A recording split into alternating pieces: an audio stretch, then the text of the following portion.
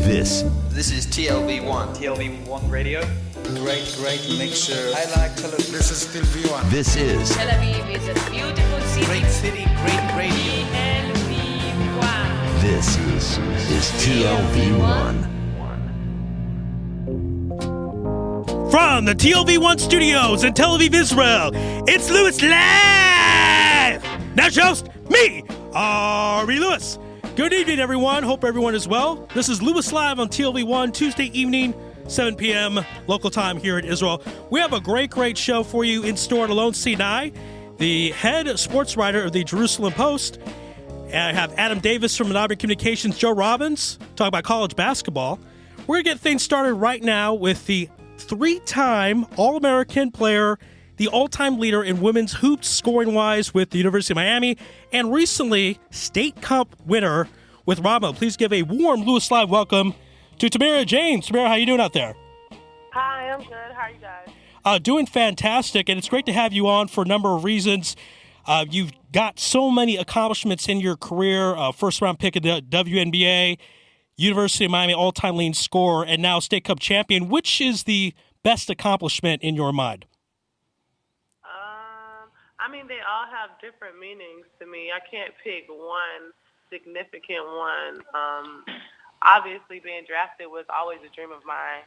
Playing in the WNBA is the highest level of competition that you can play in women's basketball. So I think that was a very special moment that I was able to share with me and my family. Being overseas, you can't really share those accolades with your family because they're not there to see you in person. Now, what's interesting about being in the WNBA, a lot of players in the WNBA, most of them really, play in the off-season of the WNBA. So really, for women's basketball, it's all year round. The guys get a summer break. The ladies, though, are really playing nonstop, and there's not a lot of breaks. Is that correct? That's correct. When I was playing in both, when I was in the WNBA as well as playing overseas, I believe I was home maybe 2 weeks out of the entire year. It's a lot of stress and strain on your body. Of course, you miss your family and your fans back at home a lot and your friends. You really don't have much of a social life, but I guess that's what we sign up for when we start to play basketball. There you go. But it just shows how tough the ladies are because the men get a 3-month break. Or if you're a bad team like the Suns, like my Suns, you get a 4-month break because you might not make the playoffs. This year they think they'll make it, but last year they had a 4-month break. Now, what's very fascinating about your story is you did not play last year, and you ended up playing this year. Your team wins the State Cup. So tell us, what brought you back to the game of basketball? I played last year. I was on the team last year, and we won a championship.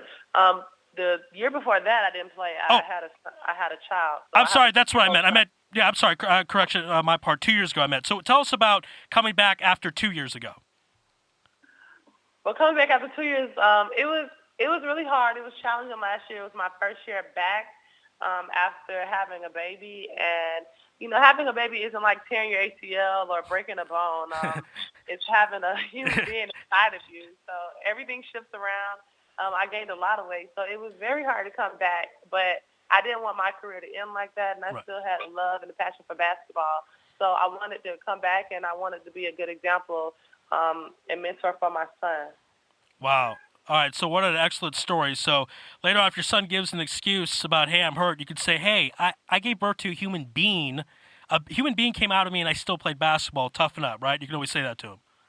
Well, that's why they say us women are tougher than men. We're able to bear children. Right. And men get sick, and they think the world's over.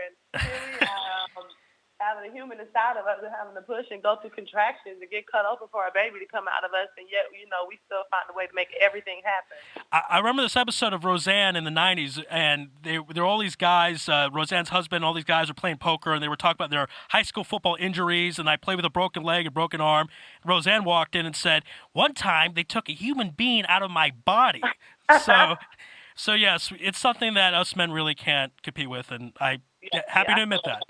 Now, I want to talk about your team that won on Ramla because it's a very balanced team. It kind of reminds me of the 2004 Pistons because you kind of have 5 really good players. So talk about that aspect of winning the championship with just a solid cast to play with. I think we have a lot of diversity on our team.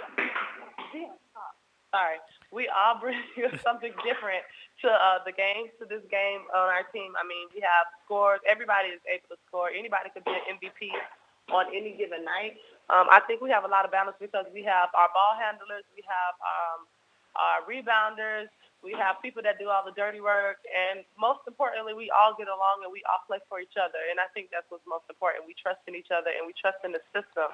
So whereas, on other teams, you have two people that you need to stop. Right. In order to be successful, you have to stop all five of us. Everybody on the court is a threat on our team at any given moment. So I think that makes it hard to guard. And I have to ask you about Nama Shafir because I covered her a few years ago when she was on Toledo and scored, I think, 43 points in the NIT championship game. And a huge fan of Nama, obviously. So talk about, for your perspective, you're her teammate playing with her and what that's like. I love playing with Nama. She's such a tough player mentally and physically. One time I think she got elbowed in the head and just popped right back up like a jumping skin, like nothing ever happened. I think that See, this is what I go through. He's trying to drill into the table. This is probably more difficult than the actual game, right? When it comes to dealing with children.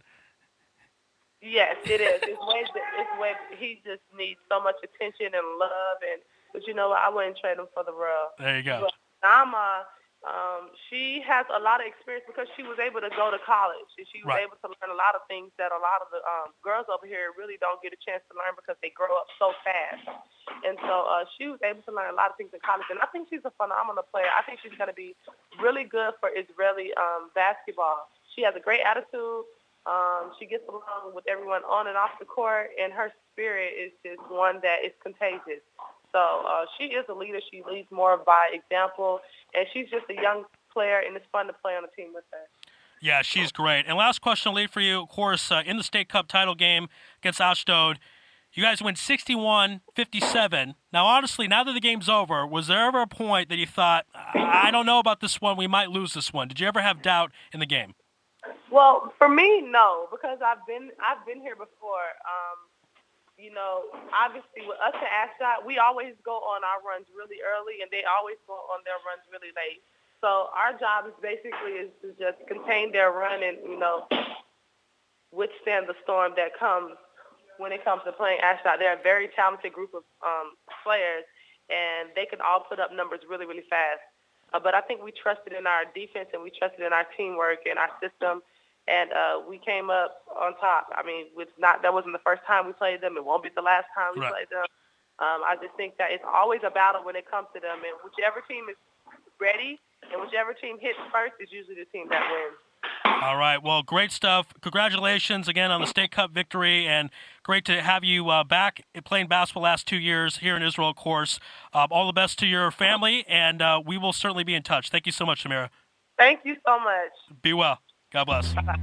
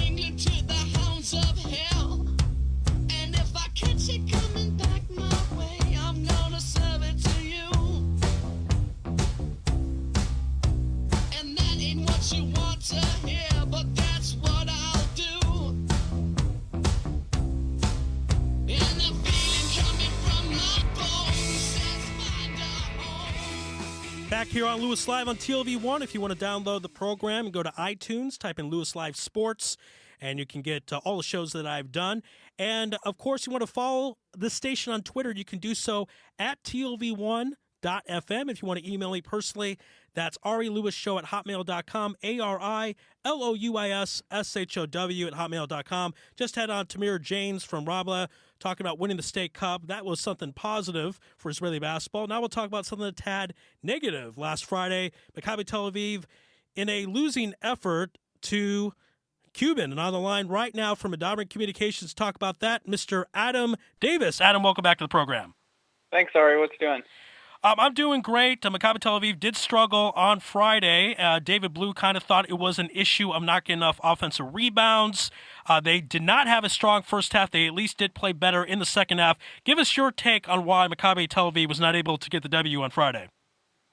Well, I mean, you watch the game and you see what happens. They got forced a lot to the outside. They didn't really try to push it really near the basket, didn't really try to get to the foul line enough in this game. And when they did get to the foul line, they only hit 57% of their free throws. That's not how you win games in the EuroLeague, because those free throws are where it counts. And I just think overall, even though it was a close game, they've beaten this team 3 times already this season. It shouldn't have even been a close game in the outset, and that's really where they faltered. All right, Guy Panini was talking about it was a tough game. There was a kind of a physical game, a lot of inside fighting, this type of thing. Did you think that was a tad atypical for a EuroLeague game? Usually you're used to more spread offense and less physicality. What were your thoughts about the physicality of the game?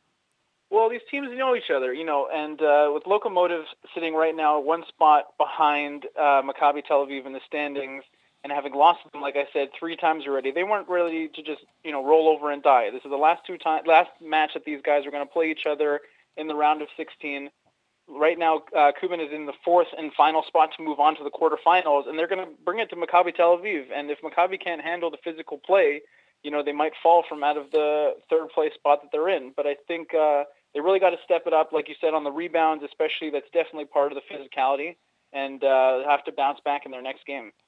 A lot of the interviews with Coach Black, Guy Panini, David Blue seem to be almost, we're going to take something positive out of this loss, which I'm not always used to seeing from Maccabi Tel Aviv. They're usually more down on themselves. They seem to take some positive things from the game on Friday. What did you think? Were there positive signs for Maccabi Tel Aviv on Friday? Yeah, I definitely think so. Guy Panini, like you said, he had a great game, and the team is still in 3rd place. And the way it works in the EuroLeague top 16 is that there's 2 groups of 8.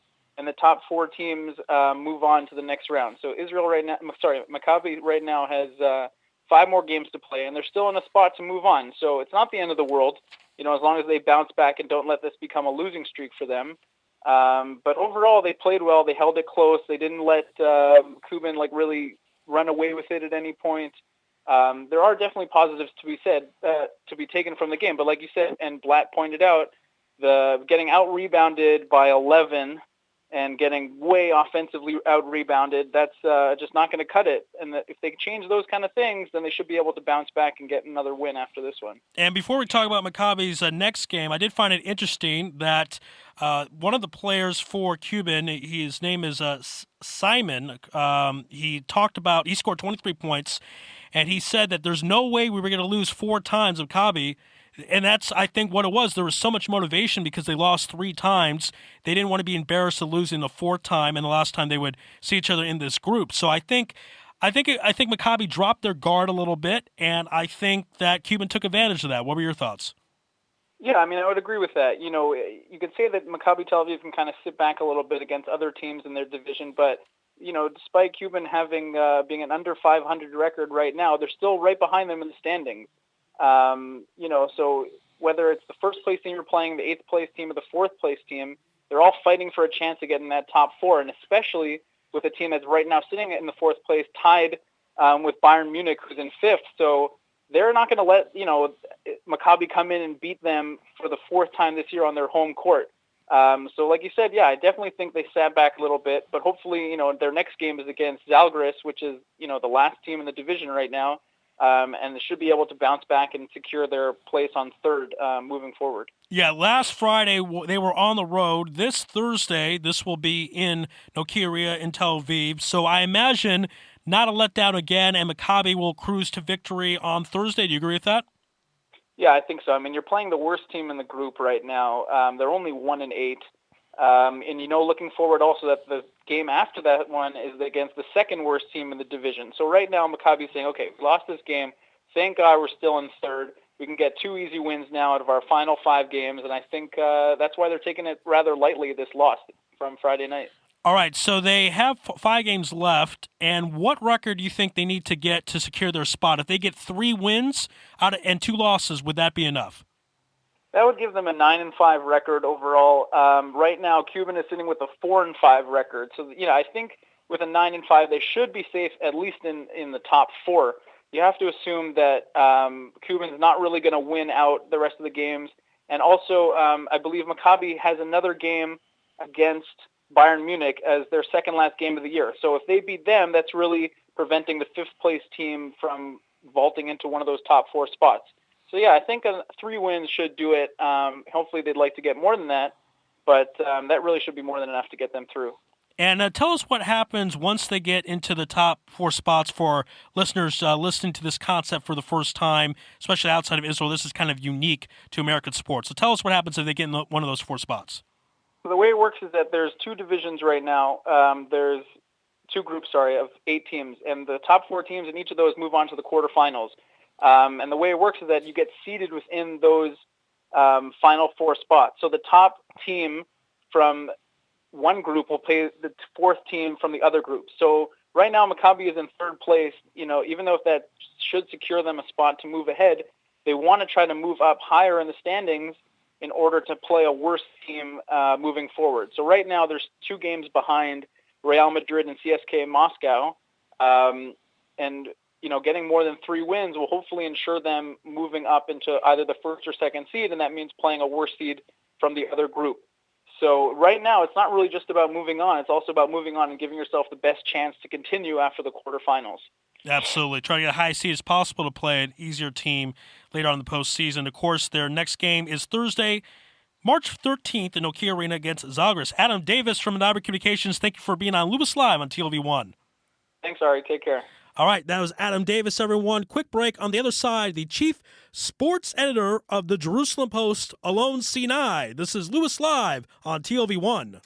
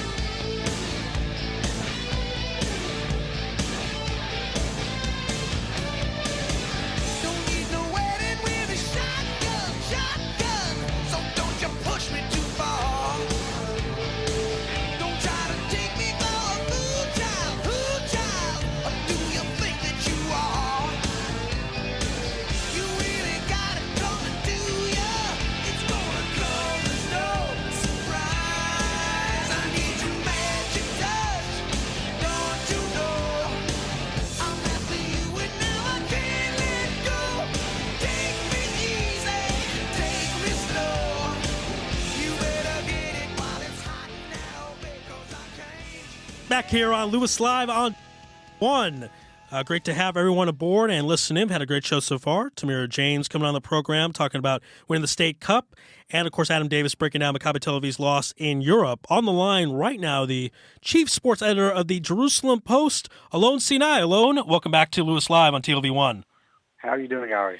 Doing great, and I wanted to talk about that State Cup victory that Ramla got. Before we talk about the specifics of the game, I'm curious about your thoughts of where the State Cup is ranked in Israel's sports society. There's so many sports going on here in Israel. How important is the Women's State Cup in general with Israel sports?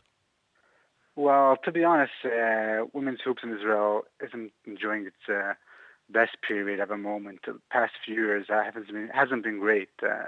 Interest has kind of waned for several reasons, which you could go into if you wanted to. But inside women's hoops, State Cup is the second most important title. Obviously, the league championship, that's what everyone's aiming for. But after that, the State Cup is the second most important trophy.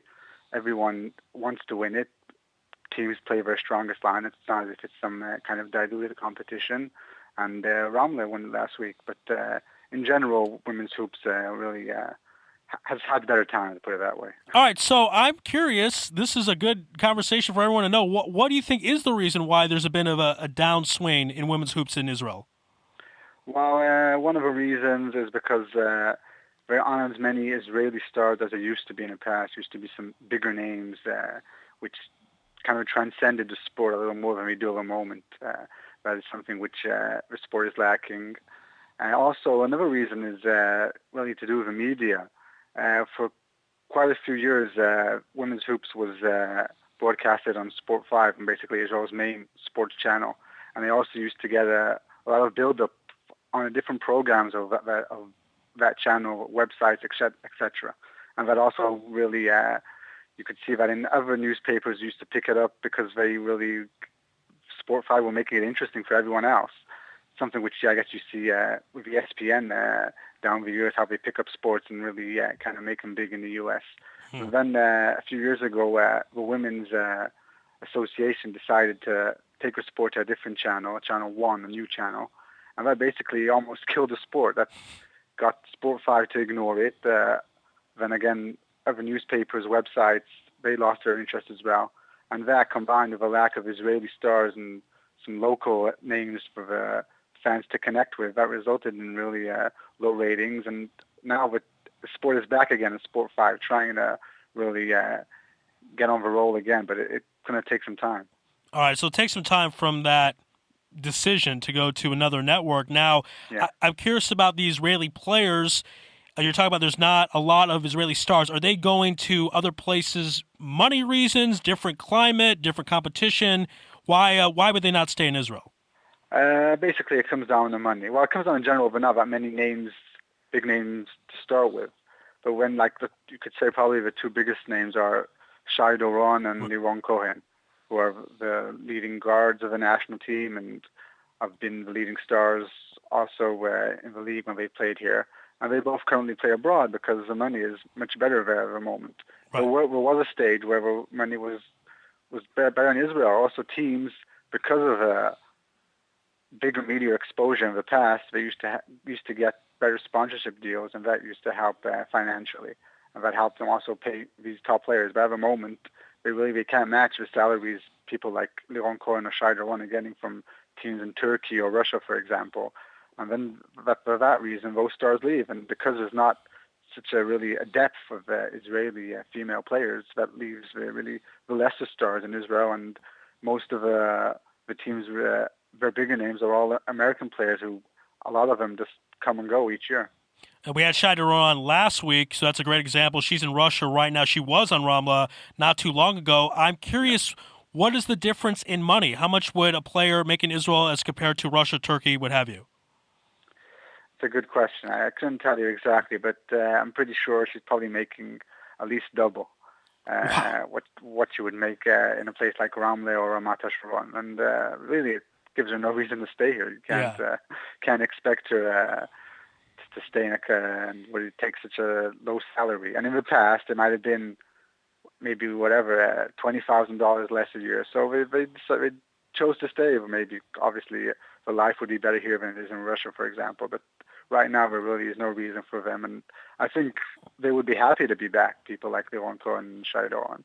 But they're also waiting for the league to kind of pick up again, maybe new sponsors to come in and new TV deals, and possibly how the other teams manage to pay them what really they can get elsewhere. Yeah, I mean, double the pay, that's not something that's easy to turn down. You give a hometown discount if it was maybe 10-50% less, exactly. But double is not going to really cut it. We had Shai on last week. I asked her about coming back to Israel. She wants to do that at the end of her career, whenever that might be. Hopefully we get her back soon because, as you mentioned, she's a star. On the line right now is, of course, Allon Sinai. Let's talk about the game itself of the State Cup. A very competitive game, 61-57 for Ramle. We had on Tamara at the first segment of the program. From her perspective, did not have doubt Ramle was going to win. From your perspective, was the game in doubt, and did you think Ashdod was going to had a chance to pull it out in the end? Yeah, exactly. Towards the end, it was looking very much in doubt. Ramle started very well. They really steamrolled Ashdod to start with, led by 17 points, I think it was, in the second quarter. It looks like we were going to cruise to a win. Ramle and Ashdod are really the two top teams by far in the Israeli League, not just this season, but really the last few seasons. Ashdod won a cup previous 2 seasons. Last season, both these teams met in the league final playoffs. Ramle, I think, took it in a 5th game. It was very exciting. Ashdod was perceived as a better team last year, but Ramle somehow got a win. This season looks like Ramle, also in the league, they're looking like a better team, 17-2 record, although Ashdod's at 16-3, so that's pretty close. But Ramle did come in as a favorite, looked like was going to claim an easy win, but then Ashdod fell back really close to within a possession, and they had their chances towards the end. There wasn't a couple of turnovers and an offensive foul that really cost us Ashdod its chance, but it really was very tight at the end, and Ramle did really get a bit lucky also. All right, last question. This theme of lack of Israeli stars, you look at the starting lineup for Ramle that won. You have Nama Shafir, that's Israeli, and Levitsky. That's so you have 2 of the 5 are Israeli. The other 3 are not Israeli. The majority. Exactly. So both teams also in Ashdod is 2. And to be honest, the only reason there are 2 Israelis in many of these teams, maybe not necessarily these 2, but in other teams, is because according to the league regulations, you can't play any more than 3 foreigners at one time. So if they could, you might get teams with 5 foreigners. So wow. that rule obviously is trying to help the Israeli players. Even if they're not good enough, they're going to get their chance to be good enough to prove that they deserve a chance. But you do have Nama Shafir, who is obviously a very good player and coming along still young. Levitsky is also a national team player. But even with these teams who have the best Israeli players and pay the highest salaries in the league, they only have 2 or 3 decent local players, and that shows you what problem currently the Israel women's hoops has with depth. All right, Allon, breaking it down, telling it like it is. We always appreciate the time. Allon Sinai here on Louis Live on TLV1. Thank you so much. We will be in touch. My pleasure. Be well. Allon Sinai, the chief sports editor of the Jerusalem Post. We'll take a quick break. On the other side, discussing the Jewish angle of March Madness. That will be Joe Robbins. This is Louis Live on TLV1.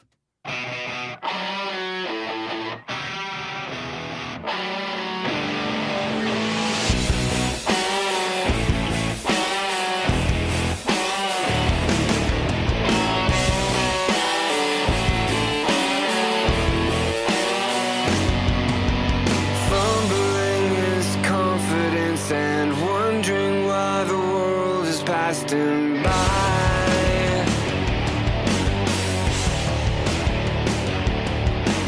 hoping that he's bent for more than arguments and failed attempts to fly.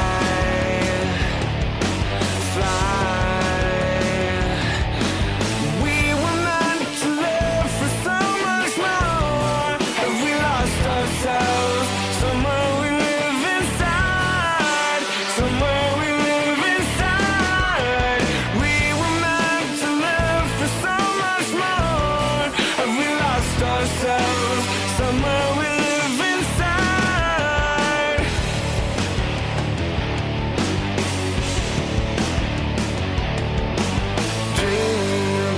Providence and whether mice and men have have second tries. Maybe we've been living with our eyes half open. Maybe we're bent and broken.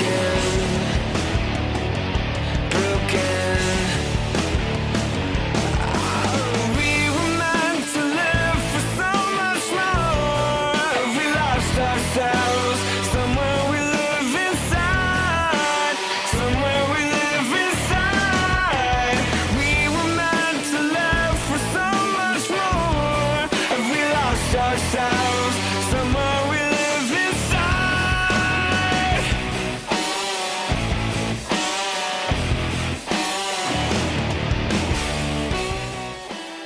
Back here on Louis Live on TLV1. Great music courtesy of my music man, Tomer Gersherman. And, of course, Udi is in studio with me tonight producing. We've had a great show so far. We're going to continue the fun with my main man on the other line discussing the Jewish angle of March Madness. That would be Mr. Joe Robbins. Joe, welcome back to the program. Welcome back to Louis Live. Thanks, Ari. Great to be back. Now, we've discussed the Jewish angle of the World Series, of the Super Bowl, now March Madness. First question, of course, are there any Israelis playing in March Madness? There will indeed be one Israeli playing in March Madness. Oregon forward Ben Carter was born in Israel. His father, Mike Carter, was a star for Hapoel Allon back in the day, had his jersey retired by them. They moved to Nevada when Ben was 6 years old, so he grew up there, attended Nevada high school basketball powerhouse Bishop Groman, and then enrolled at the University of Oregon. And although he's just a reserve as a sophomore, he played a crucial role in their victory, upset victory over the University of Arizona on Saturday, and that victory assured that Oregon will be in March Madness. So while it's not official until Selection Sunday, Oregon and Ben Carter, Israeli Ben Carter, will definitely be dancing next week. And for those of you listening who don't know so much about March Madness, we'll talk about it a little more in the segment, so give us time there. I want to talk on the other potential Jewish players that we know. There's Aaron Lieberman on, of course, Wisconsin. We've discussed him many times on this program before. What are the chances that they would, Northwestern, what were the chances that they would get into the tournament and he could make some damage there? Unfortunately for Lieberman and the Northwestern fan base, this has been a down year for them basketball-wise. Their football team had some good success, but their basketball team has really been struggling, and their only chance of making the tournament is winning their conference tournament. They play in the Big Ten, which features powerhouses such as Michigan, Michigan State, Ohio State, and Iowa, who they face tomorrow night in the opening round of the conference tournament. So they would have to win all of their conference tournament games to make it, which unfortunately it doesn't look like is going to happen this year. But Lieberman is only a redshirt freshman, so he should have a few more years to try and make it. This is Carter's second year in a row with Oregon. Hopefully for Lieberman, Northwestern can find that same kind of rhythm and success moving ahead. Now, with huge, big sporting events, you have like the Super Bowl that's on a Sunday. You have other sporting events that are on Sundays. With March Madness, you have 2 rounds that are Thursday through Sunday, which means you have a lot of games on Shabbat. And we know that there's a lot of Jewish audience. A lot of Jews went to college. They're alumni colleges. And you have a lot of Shomer Shabbat Jews that want to watch these games. Tell us about that. I heard there's some pretty interesting maneuvers that the Shomer Shabbat Jews are trying to figure out of how to watch these games on the Sabbath. So tell us a bit about that. Definitely. So I think the 2 classic ones are leaving a television on before Shabbat starts. I've done that once or twice. I'm not going to lie. I've done that once or twice. I'm sorry, Joe. Continue, please. And I think especially during March Madness, and here in New York City where I live, another popular variation on that we see is it's this phenomenon on Saturday during the day. All of the restaurants and bars with glass windows and hanging TVs become a place for Jews to congregate. I'm not really sure what it's about, but during March Madness, I always see Jews in front of open restaurants and bars peering at the television. So there's that. There's leaving the TVs on. There's the classic Shabbos goy. But now, with the way ticketing has progressed, for fans who want to go to the games, there are ways using paperless tickets that, as long as you're in a place walking distance to the stadium, fans can go to all of these March Madness games, just like fans at the colleges you mentioned are able to walk to their college's stadium on game day. So, for example, I'll be attending the Final Four in Dallas in a few weeks, and we got paperless tickets, and I was able to find a hotel to stay in with my friends that's a 30-minute walk from the stadium in Arlington. I think that this is a time of year that we really see the uptick because of the format of March Madness. The Super Bowl, for example, the NBA Finals, the World Series, they all have two teams, whereas there's so many rounds in March Madness and there's 68 teams, even though not all of those games occur over Shabbat, so many teams play on Shabbat and so many observant Jews care about seeing the results and seeing their teams in action. Well said. Udi's smiling here in the studio about all the ways to get around watching the games of Shabbat. We're almost out of time, Joe, so real quick, I want you to make an argument of why March Madness is bigger than the Super Bowl, bigger deal than the World Series, NBA Finals, and et cetera. So take about 1 minute and make that argument for all the fans listening at home. March Madness is the most exciting sporting event of the year. The game picks up like no other sport picks up in the playoffs. Hockey is known as a great playoff sport. March Madness, it's the buzzer beaters, it's the nonstop games. At any given time, there can be 8 games going on at once in the opening rounds.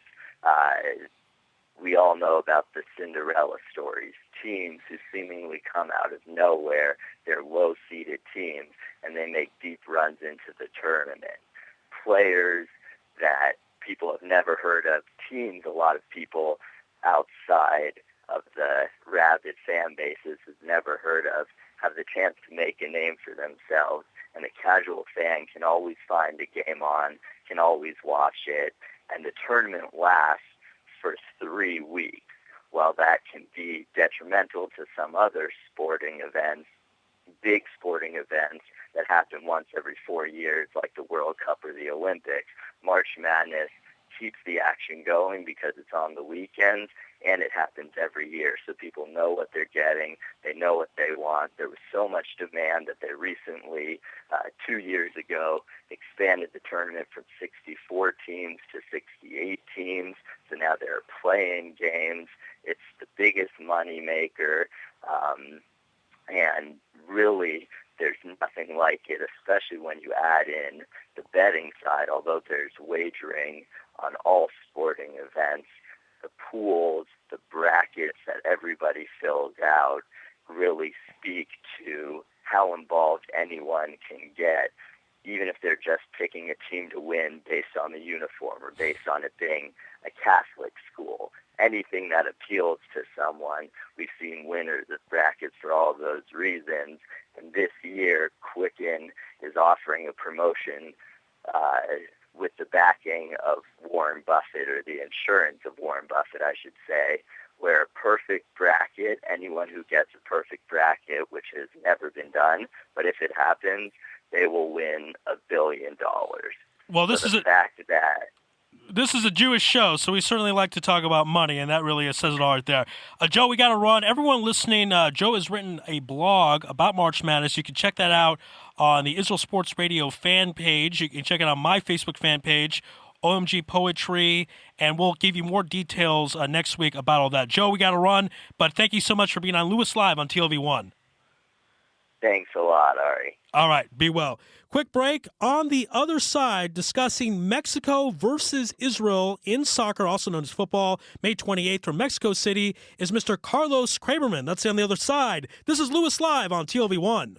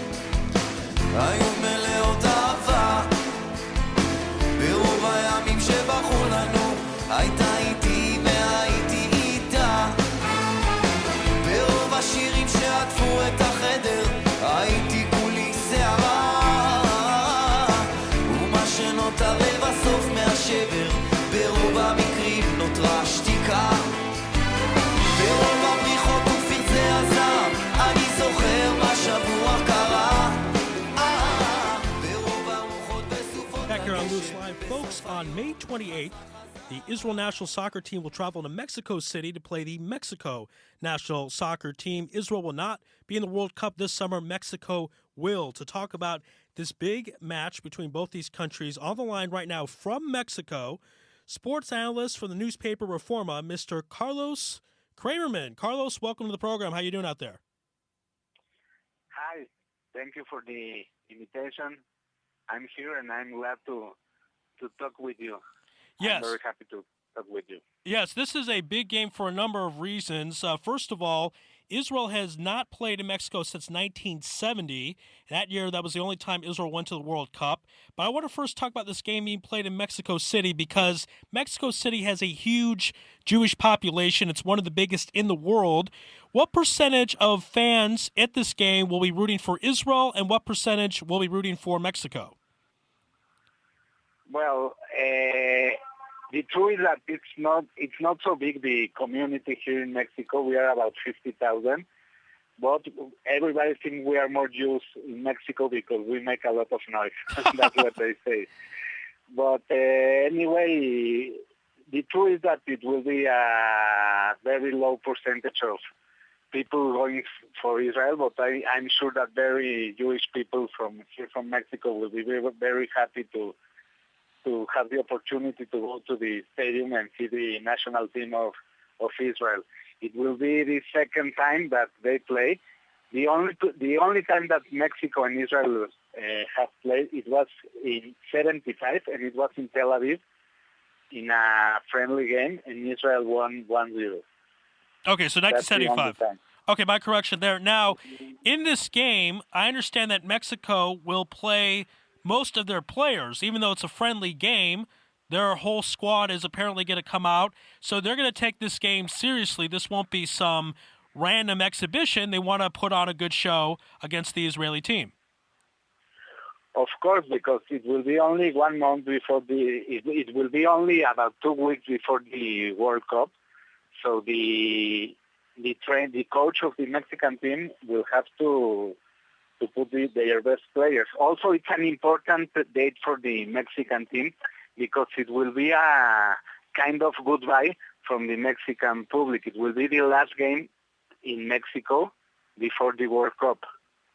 So it will be, I think the stadium will be crowded because it's like the goodbye from the team before the World Cup. So we expect a big crowd. Do you know approximately how many people will be watching this game in Mexico City? It's one of the biggest stadiums in the world. The Azteca Stadium is 105,000 people. Wow. 105,000 people. So it's maybe the third or the fourth biggest stadium in the world. Carlos, I have to tell you, I think if you take all the stadiums combined in Israel, it doesn't equal that number. So that is quite a huge stadium. So a lot of people will be watching this game. And I'm curious how this game got set up, because Mexico plays friendlies against the United States. That's happening April 5th. Why play Israel of all the teams in the world? Well, I'm not really sure about that, but what I think it happens is that the Mexican people, they wanted a good team because, like I said, this is the good guy from Mexico. I'm sure they try to figure a game with a team that will be in the World Cup.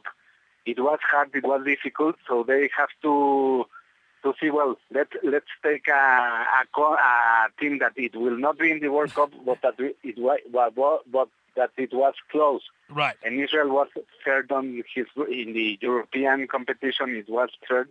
It was, very close to make to the World Cup. So I think that's what they think.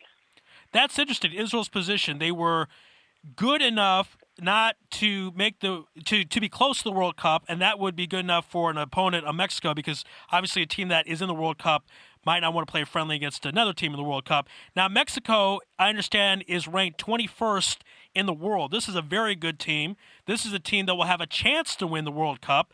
Tell us a bit about that. I mean, us in Israel, we want to know about that since we're going to be playing you guys. What are the chances of Mexico pulling off the World Cup victory this summer? Well, to be the champion of the World Cup, the truth is that it's very, very hard, very difficult. But in the last 5 World Cups, Mexico make it to the second round. So it's a good team, like you said. It's prepared to play with the most important teams in the world. We have good players. So I don't think Mexico will get to the final, for example, but for the second round, it's a big probability because that's what happened in the last 5 World Cups. So this is an important game for Israel because they'll be playing a team that's very good, high level in competition, will make some noise in the World Cup. And with these friendlies is the tradition that you learn from the team you play against. It's a little less competitive. It's as the name is, friendly. So talk a bit about the difference between a friendly and a regular game. Well, friendly, the difference is that friendly, maybe the players will not give the 100% because they will fear to be, to have something, I forget the word, like to go to the hospital, no? Right. That something happens. Too aggressive. Exactly. But for another, if you see it for another part, the Mexican players will try to get a place in the team. I mean, they want to be starters in the World Cup, and they want to make a good game that the coach will consider them to be starters in the World Cup. I don't know if you understand what I said because my English is not so. No, you're doing great, Carlos. No, we understand loud and clear. Maybe new I can talk. No, you're doing great. And I'll tell you, we're very excited that Mexico did make the World Cup. Obviously, Israel wishes their team would be there, but that was not the case. So we're going to somewhat vicariously live through Mexico since we'll be playing you guys in May. Mexico will play Israel in May 28th, but Mexico will be in the World Cup. First game, June 13th, Group A. Very excited for your team, Carlos. Good luck in the World Cup, and thank you for being on Louis Live on TLV1. No, it was a pleasure for me. Anytime you want it, like a Jewish Mexican, I'm very, very, very happy to be something that has to be with Israel. Oh, that's great. Okay? We'll take you up on that. We'll have you back in the program. And Carlos, all the best. Thank you so much. Thank you very much. Bye-bye. All right, Carlos Kramerman, everybody, sports analyst from the Mexican newspaper Reforma. Also, special thanks to Gila Gavron for setting that up. She worked very hard. I have the emails to prove that, to set up that interview. We'll take a quick break. More on the other side. This is Louis Live on TLV1.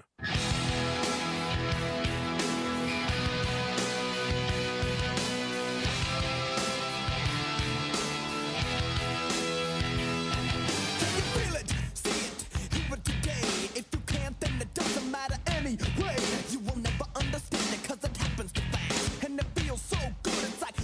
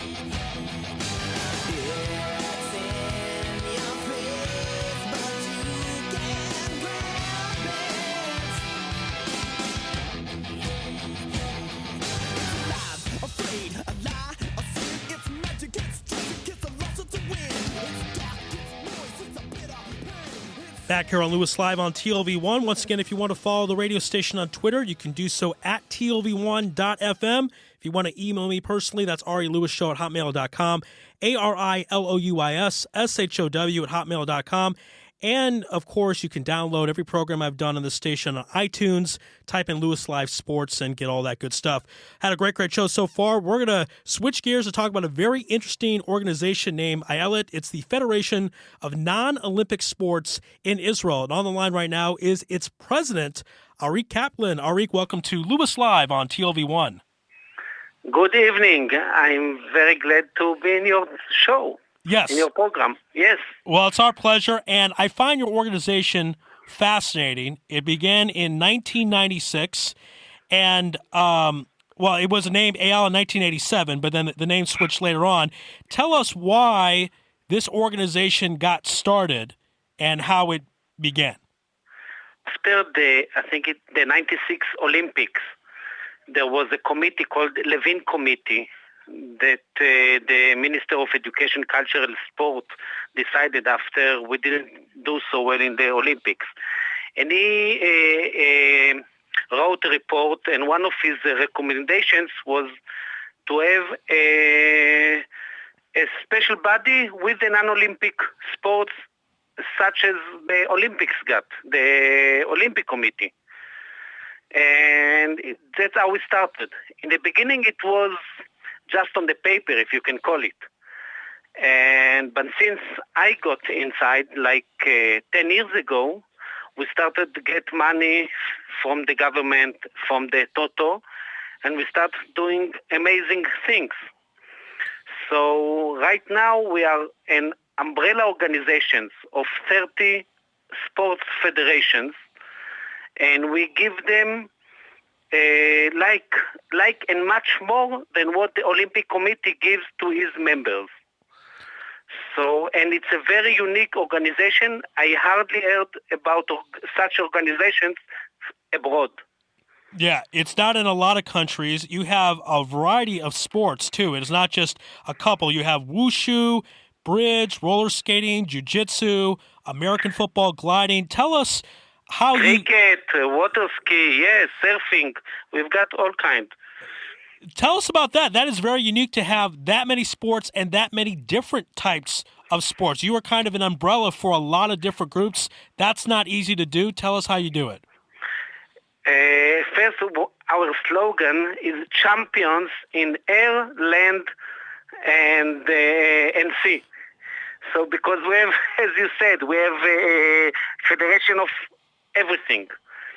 We have a special, we do major two things. One, we help administrative to those federations because most of them have only volunteers. So we give them a lot of support with all the administrative, the bureaucracy that the country, the government, the Toto needs to have from them. So it's a lot of help. The second thing, we have a unit, it's called the Sports Achievement Unit. And we help to help the best athletes of each federation. And we give them scholarships. We work with the coaches. We do all kinds of special programs with those champions and those who have potentials to be champions. And we give them a lot of money. We give direct to them money as scholarships, and we invest money in their coaching programs, if you can say so. All right. This is great stuff. We're going to leave you. We only have time for one more question. If you were to sum up the goal of this federation, what would be the one main goal? What do you want to see from all your work, all the helping of the sports? What is your main goal from all the work you do? I don't know if I have one main goal because we have two major goals. Three, maybe. One, that people will recognize those amazing sports, because a lot of them, people don't know about them. Second, to help them grow, because a lot of them, not a lot of them, some of them have too many, they have less people that really they should be in because they don't know about them. And the last thing, of course, is to have as much as champions that we can have from those federations. And right now I can tell you this, last year, it was an amazing year. There is the Ministry of Sports prizes every year. We had more prizes, our federation with our Ayelet as an umbrella organization, of course, had more prizes of World and Europe championships than in the Olympic federations. So it was a very great year for us, and we are very proud of it. Wow. Great stuff. If people want to find out more information, they can go to Ayelet. Is there a website they can go to find out more information? Yeah, of course. Ayelet. If they will write in English, Ayelet Federation or Ayelet, Ayelet, and we have also a Facebook Ayelet Federation, and I'm sure they can find a lot of stuff inside. And if they don't find anything inside, they can write us, and we'll answer each question. All right, great to speak to Ayelet President Ari Kaplan here on Louis Live on TLE1. Ari, thank you so much. We will be in touch. Thank you very much. Be well. All right, folks, what a great show. We're at its conclusion. I want to thank everyone for tuning in, listening in, and, of course, want to thank our guests. They did a fantastic job tonight. Our first guest of the evening was Tamara James, who is the all-time University of Miami scorer for women's hoops, first-round selection 2006. With the WNBA, and now a champion again with Ramleh, State Cup champion. And 2 years ago, she was basically retired. She had a child, and she's come back and won 2 titles with Ramleh in the State Cup.